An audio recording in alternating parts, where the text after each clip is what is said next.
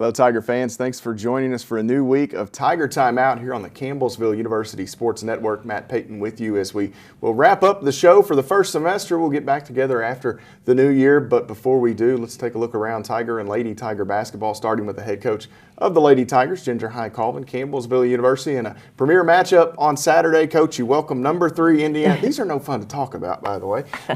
You welcome Indiana Wesleyan into the Palace Center. That's a really good team that Coach Whaley brings in here and able to outlast you through 40 minutes. And it was really, we talked about it post-game, it was a short period into the second quarter. Yep. They were able to get a little bit of a gap there. You got it back down to 1, but you couldn't quite get over the hump. We did. I feel like if we could have gotten over the hump, maybe we could have put a little pressure back on them, but we never were able to do that. They came in, played well, shot the ball extremely well. They have really good shooters, but I think that's probably about the best that they've shot the ball all year. But you have to give credit to them. They came in ready to play. They wanted to knock us off, and they did. And I don't feel like we matched their intensity. And when you don't do that against a team that good, you're going to have a really hard time to win the game. Now let's take a look at some of the numbers from the matchup with Indiana Wesleyan. It's an 82-74 final score. The Wildcats picking up the win. Whitney Hay with 18 points for the Tigers. Elizabeth Bertram had a big performance for Campbellsville. Coach, 15 points, 6 steals, and 4 assists. Caitlin Wilkes had 14 and 5, but it was Bertram really in the first half that kind of got you guys going a little bit. She brought the energy that we really saw a lot of it last year on the defensive end. She's turned herself into a really good defender and, just scrappy all over the place, hit some shots, made some plays, and kind of helped settle you in a bit. She did, and she's that spark you need, and she's relentless defensively, which is, when we recruited her, I didn't know that was something we would ever say. I knew she was a great offensive player, but she's become our best on-ball defender, and she does such a great job. She hurt her back early in the season, 2 games where she played but didn't play well. Got in foul trouble one game, came back, and her mentality is the type that she's just got to be there, got to be rolling, and she got herself in a little bit of a funk, and she's worked herself out of that, and it was so nice to see her come in a big game like that and play that well, because she's so important to what we do. Well, obviously, when you knock out Kayla Luby in practice, that gets you some extra. You couldn't. She needed to do something. Yeah, right? It's desperate times call for desperate measures. But obviously, that is that's going to happen. It could have picked maybe a worse spot in the schedule to get thrown in there. Yeah. Kayla and Bert kind of. Friendly fire on Thursday in practice, and it didn't give Kayla enough time after she's broke the nose or whatever. It's in pretty rough shape as far as that goes. She couldn't see with the mask. Yeah. And so it put you in a situation where you're already down Bailey with the ankle injury, and really I think you kind of felt like Saturday you couldn't put Kayla out there. Yeah, and Kayla's so tough, and she just kept telling me she could, and obviously Derek said she could go. But then at some point, you put her out there, and I don't think she played 2 total minutes, and she's on the far end. She gets hit in the face. The mask is crooked, and you just have to think, is it worth it to put this kid, because we've got a long stretch coming up to where if she needs to rest and needs to let that heal, we can. She did get a good report. There's no displacement in it, and Derek was working on a smaller mask yesterday, one that's clear where she can see, because she just could not see with that mask on. Yeah, and I walked in when you guys were actually getting ready to practice on Thursday. You had sent me a message saying we had an incident at practice on Thursday, but Friday you were getting ready to practice, and she said, standing there, the ball's got to be like right here, otherwise I can't see it, and I think that's when maybe I realized that's a little more problematic than for a post, hoped. When the ball's that low, and just the way you could tell she was having to move her head to see the ball. It was just too much to ask of her. And but Derek, he sat through practice yesterday and had a list of masks. He looked like a Three Musketeer guy trying to maneuver stuff. He had all kinds of different pads, and I think he's got something that's better. It's clear all the way through. The pads are smaller. And hopefully this will give her the sight, the vision that she needs. They should have went down to the softball locker room, and they've got the kind of the metal wire ones. I don't know if those are legal for basketball. I know, right? That would, Shannon Watson would have. The last thing we want is for her to get hit again. Yeah. That's the last thing. Because her eyes are both black. There's all kinds of swelling, and any kind of hit would be very painful. So we just don't want that to happen. And wrapping up the game with Indiana Wesleyan from Saturday, Coach, those are the types of games that prepare you for March. And look, we saw Central Methodist go out there last year undefeated up until the Fab Four, Yeah. and they finally lost. So the last thing you want to do, as well as you're playing or whatever, you really don't want to be undefeated. You got to lose one somewhere. You don't ever want to lose, but most likely it's going to happen. Non-conference, so there's a lot of things that you can say, well, who knows, maybe this is a good spot, but certainly it prepares you if nothing else. It does, and you want with a veteran team for them to be able to recognize those things without having to lose. And but we lost. There's not anything we can do about it now except get better and not lose again. But we've got a good team, and when you don't have Bailey Pettigo and Kayla Luby in the lineup, you lose an element of toughness, two huge elements of toughness, and that you don't have. And I feel like if BP had been in that game and if Kayla had been in that game, we maybe could have had a different outcome. Absolutely, and the Lady Tigers will set their sights on a different outcome. They'll do it in the Deep South. They'll travel to Florida this week to take on Florida Memorial and Ave Maria. We'll step away, take a break, come back, and look at the 4 games ahead before the Lady Tigers reach the Christmas holiday here on Tiger Timeout.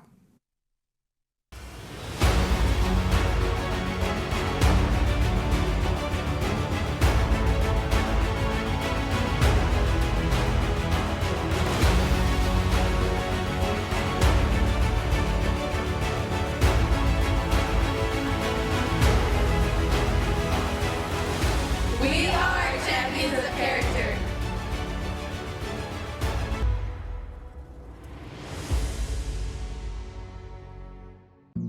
Jason, let's go see your room.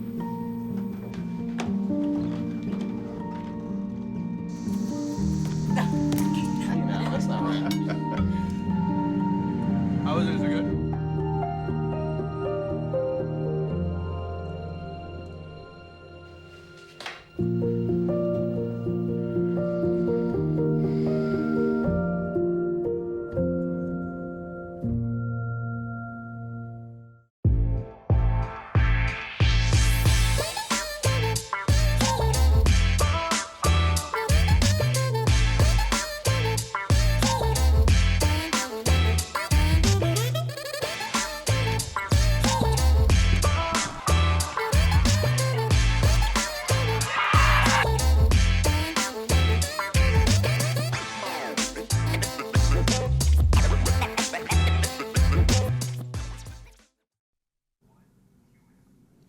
Tiger Timeout continues here on the Campbellsville University Sports Network. Matt Payton with you as we take a look ahead for the Lady Tigers back in action this coming week. For the Tigers coach, the Hayes in the Barn. I know you'll appreciate that reference as a farm gal from Tompkinsville, but you guys still have a lot of work to do. We the do. Christmas holidays We still have 4 that we need to go take care of, and it's a good thing because we're getting ready to go and where it's warm and do some fun things along with that. But 4 teams that, it's a little scary because you don't know a ton about them, especially the 2 teams in Puerto Rico. We've been able to watch the Florida teams, but we have to go and make sure we take care of business then, but then hopefully enjoy ourselves a little bit. And let's talk about the Florida Memorial matchup first. You'll take to the Florida area. That's Miami Gardens and Battle Florida Memorial, the Lions there. You actually saw them last year, so maybe some level of familiarity with some of their pieces. I do think that maybe that a coaching change and a lot of new names, but there are a handful from that roster that you might recognize. 5-3 on the year for the team there out of the Sun Conference, 76 points a game. And when you go that far away, the officiating is going to be different. It's just it's a completely different world. I don't know if they're out of school yet, but obviously that would make a difference as well. But a nice area of Miami and certainly a test for you guys. It is. And then, after coming off of a loss and then traveling, there's a lot of factors that you consider in, and hopefully we'll go down and be a little hungry now. But, yeah, it's a team that we obviously can watch now with – I don't know how Coach Wise did it back in the day because you just, wait on that VHS tape in the mail, but now it's at your fingertips if teams put stuff up. So we're able to watch them, and but we're worried a little bit more about us right now and what we need to do and how we need to get better. But it's a solid team that we've got to be prepared for. It could be a blessing and a curse. Maybe a little out of sight, out of mind for her. For you, knowing it's there, it can keep you up at night because you just want to watch a little more, look a little more. It can. Literally, I can remember when national tournament rolled around, getting the VHSs in the mail and going immediately and popping in there, and then you've got 1, maybe 2 games, and now you've got access to every game. And Hootie being the control freak that she is when it comes to scouting, she just like Indiana Wesleyan, she watched all 8 games, and so there's not much that is left unturned when we play a team, but we've got to be able to take that and lay it on the floor with it. The Lady Tigers will also get Ave Maria while they're in Florida. We'll take a look at the upcoming matchups for Campbellsville University. We mentioned Florida Memorial and Ave Maria, and then you get the University of Puerto Rico, Bayamon, and then Mayagüez as well. And then Pikeville before the calendar actually turns. So you've got 5 games remaining here in the 2023 portion of the schedule. And Ave Maria is an interesting place. I actually had an opportunity to go there for football a few years back, and it's almost village-like, but the buildings and everything, it's extremely nice, but it is very secluded there in Florida. So they have a massive chapel that is beautiful, kind of out of place it seems, but there it is. But anyway, it's an Ave Maria bunch that they actually have a familiar name on that roster. They do, and one that certainly you'll have to be prepared for on the 17th. We're ready for them. We've been watching. The girls have even had some time to watch film and try to scout a little bit too. But we'll go down. We've not been there before. It sounds like it's something that's going to be fun, something good to see, and we're actually looking forward to it. And then Puerto Rico, you get 2 Division II teams, I believe. Yeah, NCAA D2 teams. And those are kind of hard to scout at times a little bit. I know the information was a little scarce at least. It is very scarce. So yeah, it's tough. At least we'll get to watch one of the teams hopefully when we get there. But it's a little sketchy, and we're a little worried about it. But hopefully we'll be okay. And there was a discount buy, like 20 tickets get 1 free. So Madison Faulkner took the free ticket. Are you prepared for spending 8 days with Madison Faulkner? I'm not. We could spend a whole episode on Madison Faulkner, and even our last trip to Miami, we could spend an episode on that. But she's going to bring some energy and just bring. I'm glad she's going with us. She'll help us out quite a bit. Do not take an extra uniform. It will find its way on the back of Madison Faulkner. Yeah, I could do that. I could put 40 back in the game. She'll lobby for a little eligibility. We were actually talking to Dia Bradley, commit for the Lady Tigers. Put up 54 last night or Monday night in a high school game, and we were kind of joking. Yeah. Madison may have tried many times. I don't think she ever I don't think she got to 54. Yeah, but like you said, it wasn't for lack of effort. But definitely not. Yeah, it's hard for a girls' high school team to put up 54, let alone an individual. So it just tells you a little bit about Dia and the talent level she has. And then one final game that we'll talk about is the Pikeville matchup. Yeah. They left the conference, and you and Clifton obviously are close and wanted to kind of keep that thing going to some degree. So you'll go there this year. I think they're going to come back next year, but the 30th right there before the calendar flips, you'll take to the road on that Saturday. Yeah, and that'll be a great game for us, especially before we roll into conference, because Clifton's always going to be prepared. He's always going to put a good team on the floor, and that's a tough road game. So as and the girls coming back off of a trip, it'll be a great challenge for us, but one that'll make us focus, make us prepare, and Clifton is a really good friend of mine, and you don't want to have to think about those things, wins and losses, but I definitely think it's going to be good for us. All of the upcoming games for the Lady Tigers will be on 88.7 The Tiger. They've got a stretch of road games here, but we'll be able to cover those. Benji Kelly and I will be in Florida and Puerto Rico. I'll be along for the call in Pikeville on the 30th. Most of those are 2 o'clock starts, but you can check the information through CampbellsvilleTigers.com for more accurate information on some of those. Coach, Merry Christmas to you and the family. Merry Christmas to you guys. Thank you. We will catch up with Coach Ginger High Colvin after the Christmas holiday, but when we come back, we will talk with the head coach of the Tigers, Brent Vernon, here on Tiger Timeout. The family's visit to the forest inspired a beautiful question. Mother, mother, am I a tree? You tell me to stand tall. You tell me to stay rooted. I think I am a tree. My child, of course you are. But what kind of tree will you be? The kind to hug or the kind to climb? Doesn't matter what you choose, so long as you choose to be a tree that's kind. Make the forest part of your story at a park near you. Find one at discovertheforest.org.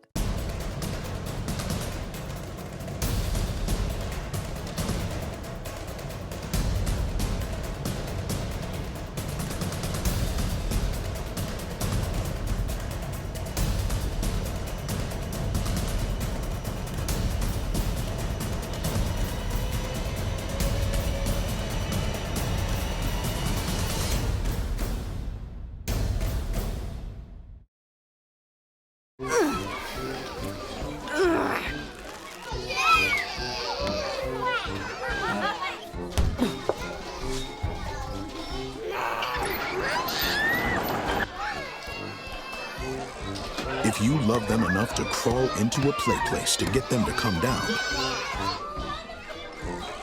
then surely you'll check nhtsa.gov/the right seat to make sure they're in the right car seat. Another segment of Tiger Timeout headed your way here as Campbellsville University's men's basketball team was in action this week. They knocked off Voorhees at the Powell Athletic Center. Matt Payton visiting with the head coach of the Tigers, Brent Vernon. And Coach, before we get into the Voorhees matchup, you had a little bit of a layoff. And I know that I say a little bit, it was a substantial layoff, but it hit you at kind of a good time in the schedule. You've got Darius Hardy nursing an injury. You were going right in to finals week shortly after that exhibition matchup with Western Kentucky. So I know you don't want 10 or 11 days, 12 days off, but if you could pick a spot, that was a pretty good spot to maybe have it, I think. It was probably a few too many days. I think we were about 12 days in between games, but no, it was. We took some time to get healthy, get some rest. We got some good practice, some shorter practices during finals week, and then after finals week, we really got into game planning for the game on Monday night, and I thought we came out and did a very nice job. And we talk a lot about the athlete portion of student athlete, but you and I were talking a little bit off camera earlier. Your guys did an exceptional job in the classroom this semester. Yeah, I mean, and I think that's the big thing, you know. So much time goes into that athletic side. You know, sometimes I think people forget, you know, their students first, and our guys did a great job. I don't have all the numbers by heart, you know, actually still calculating some, but we're going to be above a 3.0 as a team.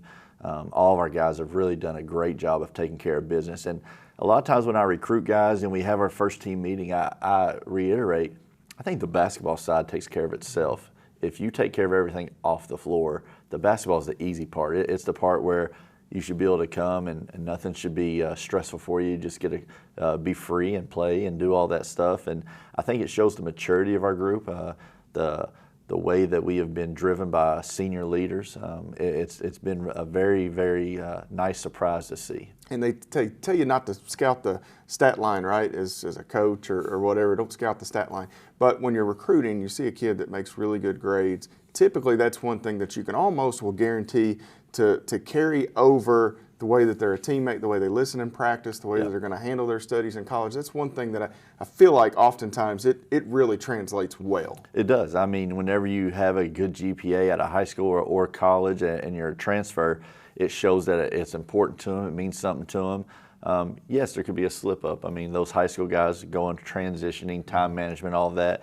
But, you know, for us, we get a lot of transfers. And whenever you see a 2 or 3 year kid that's been in college, a young man, and their GPA's in that 3.5 range, you know that it means something to them, that they understand the importance of it, how to juggle their time. And I think it says a lot about the young man, the program they were at, the way they were raised, and the type of individual you're getting.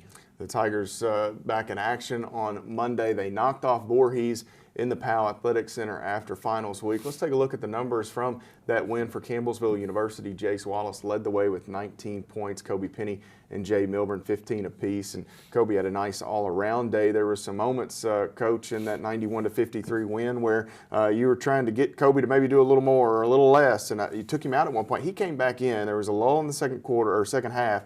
He and the Tigers in general responded really well after Voorhees went on a bit of a run. Yeah, I thought the first half we played really well. Came out, and I was really worried about the first half because we had so much time off, lacking numbers in practice, not playing much 5-on-5, but we came out really well. Defended, rebound, did a nice job.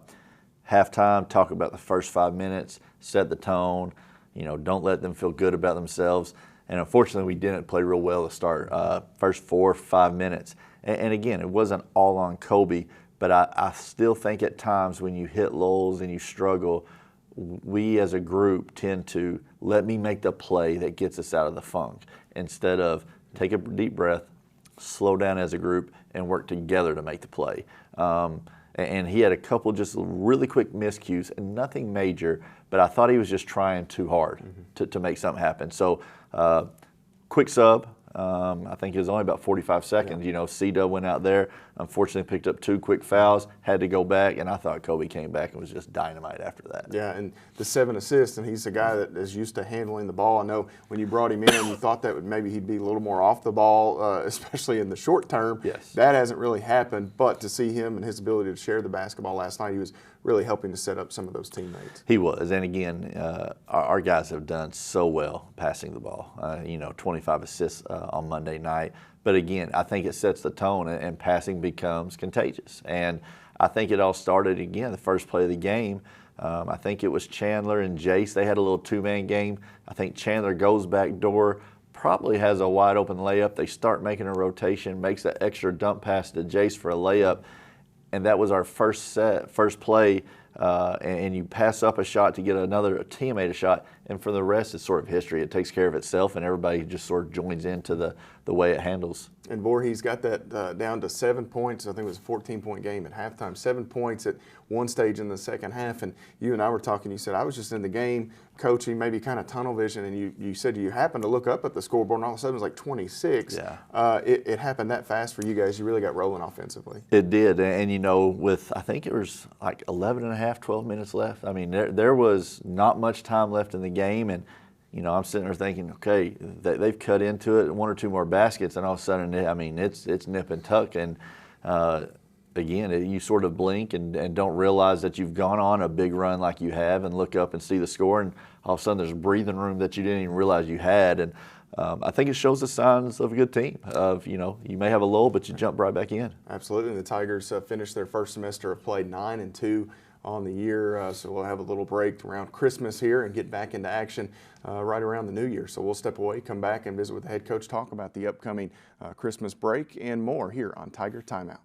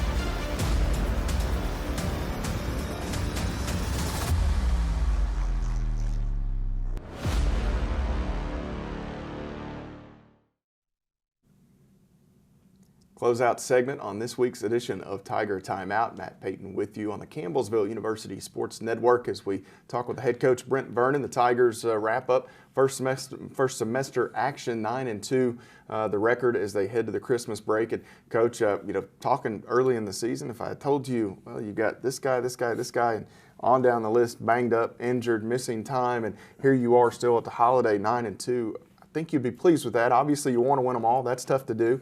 But all in all, pretty good performance by your bunch. It is. Very happy with 9-2, and obviously got 4 non-conference games left, 3 prior to conference, and then 1 in the middle. So still got a little work left to do of that non-conference schedule. But I think we've done a great job this first semester setting ourselves up to where we can be successful moving forward and continue to get ourselves to where we can try to compete for a conference championship. And you get this long break here, and we've talked about it a little bit, but let's touch on it again. You'll let the guys go home. They'll get a pretty substantial layoff based on what you're used to or what you hope for. You feel like, it seems like often you'll have a game on maybe December 16th or December 18th, maybe one sandwiched in there. It didn't happen for you this year. So the good news is, though, a lot of those are local guys. You don't have guys from way off in the distance anyway. Yeah, we're fortunate.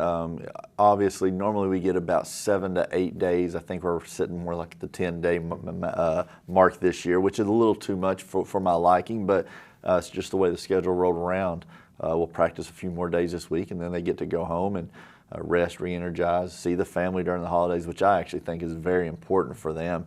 We'll return the day after Christmas, and we'll go straight into it because in 3 days, 4 days after we're back, we're back to it. So it is good for us, and again, like you said, a lot of local guys. So I believe in our guys. I think they understand what we have ahead of us, where we've put ourselves to go home, make sure they're staying in local gyms, getting out and running and trying to work on conditioning. It's not going to be great. It's not going to be what it was. But they're going to handle their business the way they should. And the good thing is, as you get back, other teams will have faced a similar situation, I'm sure. And as we look at the upcoming matchups for the Tigers, it's a bit off into the distance. We'll push the St. Francis kind of out of sight, out of mind, Coach, but we'll touch on it briefly. 2-5 the record, 72 points a game. You'll get them after the break, and that's a Saints team that it's kind of hard to find some information on them. They got some stuff up really late, and I know the answer to this. You haven't really dug into them yet at all, but that's a nice little event. You'll go on the road, get a pair of games in Illinois right after the holiday. Yeah, 2 games. I think, and I don't even know that. I think we play St. Francis first. Yes. I looked at their schedule at one time. It's been a few weeks ago, I believe. They've played a lot of exhibitions. They played some Division II games, some Division I games. So their total number of games isn't as big as ours and maybe some other teams. But Coach Marks does a really good job. Last year, I remember they had Thomas More going up there in the Classic and got a win against some very good teams. So it's going to be a tough test for us, obviously, on the road, a true road game. So we'll go in there and we'll be ready to compete, and I think our guys are going to be anxious and hungry when we do. And it'll be after the break before we get back together. So let's look at the upcoming 5 for the Tigers just to kind of comb through that schedule. They've got the St. Francis Classic. It'll be St. Francis, the host school, on the 30th, and then the 31st, East-West University. I think we were still trying to nail down a time on that Sunday contest. We won't have coverage of those. That overlaps on the Saturday with the Lady Tiger game in Pikeville, and so we'll send the Tigers out on that big, large bus with about 10 people on it as they go to Illinois. Clinton College at home on the 6th. Coach, you talked about 3 non-conference games, so there they are before Montreat comes on the back end of that, but then you finally open conference with the University of the Cumberlands and Cumberland University on the road, and then Bethel University at home on the 18th. So it's weird after having this large conference the last several years, 12 teams or so, now you cut back and you have no conference games in the first semester, and I know it's a lot of time for you to really prepare at work, but it's also quite a change-up. Yeah, it's odd. I think it won't be till after the year that I sit down and reflect on which I like better. Again, 4, 5, and 7 games in a conference the past couple of years where we haven't started and don't start for a while. I think our guys are anxious for conference, and that's the one thing that I think, our guys love competition. They love playing good teams, and once you get to a conference play in the Mid-South, there are no bad ones, no gimme games. So I believe they're really anxious for that. Obviously, we can't look ahead because we have other games we have to make sure we lock in and take care of. But hopefully we do. I'd love to get to conference at 12-2.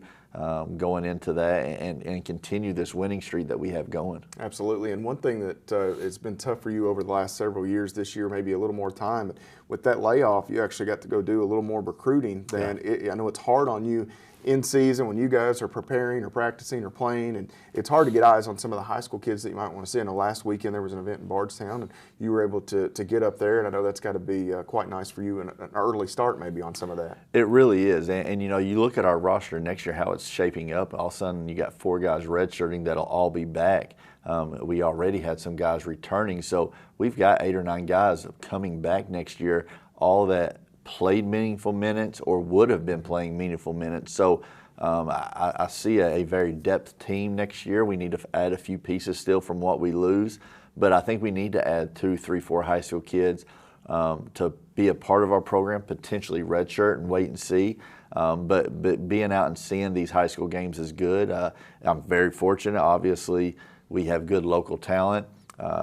You know, my son plays for Taylor County, so now I'm getting to see even more high school games when I go to his. And with their schedule this year, you know, they played in the Bardstown event. They're playing in the King of the Bluegrass. They're playing in the Lexington Catholic tournament. So I'm getting to watch many games just by following one of our local schools, which is also very nice. Coach, enjoy the break. Happy holidays, you and the family. Same to you, Matt. The Tigers back in action after the Christmas break, but we certainly want to wish you and your family a Merry Christmas and a Happy New Year. We'll be back on Tiger Timeout sometime after the new year there in January as we continue to cover Tiger and Lady Tiger basketball. For the head coach, Brent Vernon, and the head coach of the Lady Tigers, Ginger High Colvin, Matt Payton. We'll see you next time on Tiger Timeout.